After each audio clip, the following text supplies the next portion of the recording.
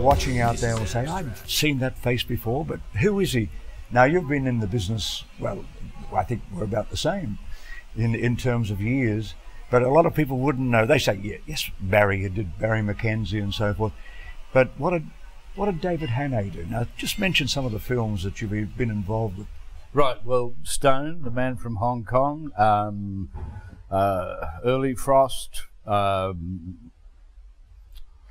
my goodness me, there's so many. I mean, Mupp & Sula, Gross Misconduct, which is Naomi Watts' first film in the lead role, Shotgun Wedding with Aidan Young, Zoe Carides, Bill Hunter, John Clayton, Max Cullen. And on it goes. On it goes. I mean, so, you know, you really only work with the best, haven't you? And really in Australian theatre and film. Well, I mean, given that my background in the first place was coming from with my father in theatre and radio, yep. I came at a time that was, I mean, a great period in Australian drama, which was radio. Yes. And then, of course, television came and killed it. Yes. But the people who inspired me and who mentored me were people like Guy Dolman, Kevin Brennan, Grant Taylor. I'd made a film. In fact, Early Frost I made with Guy Dolman and Kit Taylor, of course, who was Grant's son in it. And Derek Barnes. Derek Barnes played Bluey in the film version of Summer of the 17th Doll, which was the first film I ever did. We did... That's a goodie for a start, isn't it? Yeah, it was. I mean, I was in... my job in that was as extras casting assistant, and I got that job because of the support of Queenie Ashton and her husband, John Cover, who was my agent at Central Casting. I mean, extras casting assistant on that picture was a very good job for an out-of-work actor. Well, of course. So that was my first job actually in a film at our Transit Park studios. So virtually you're starting on the floor, you're meeting all the people, the right people. Absolutely. You're watching how actors work and you're watching directors work. And with this particular product, The Argues, you came to it quite late. I came in post-production. I mean, Mark and I had done this picture, Out of the Body, 23 Mark years. Embro, our director. Yeah. In 1987. And I was at the movie convention, and we saw each other, and he said he was working on this picture. I went up to his house the night after the movie convention finished, and we sat there looking at the picture, and I could just see that what he got there wasn't there, but I felt that it could be there, and it was just a question of kind of supporting him to go the extra mile. Yes. I mean, so I kept on saying, well, do you have any more of this? And do you have any more of the duck or any more of Iris? And of course, there was stuff that he hadn't put in the picture, but he kept on saying, well, I don't have enough.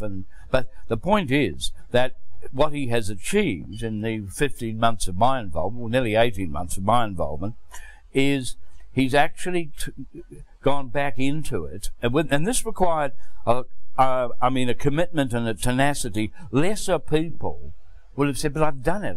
I'm exhausted. I can't do any more. Yeah. I've got everything I can get.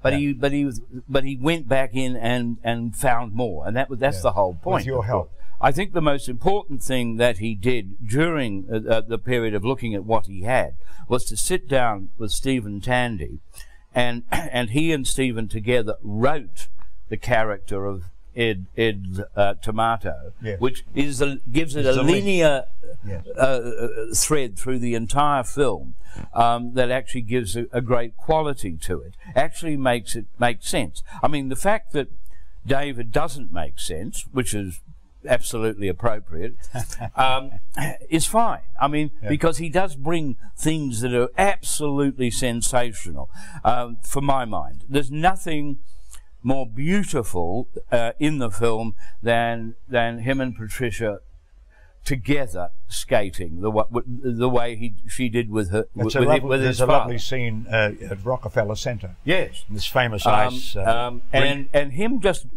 in the piazza, just by himself skating, beautiful. But I think my favourite character is Iris, which of course was one of the things when I first looked at the film. I said, we've got to have more of Iris.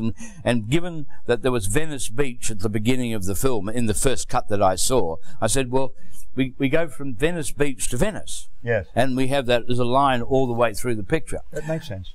But another thing that I particularly love that David did, and again, it's a great shame there's not more of it, the scene in the bar, in the Italian bar, between him and Leon is just absolutely brilliant, where Leon actually takes over.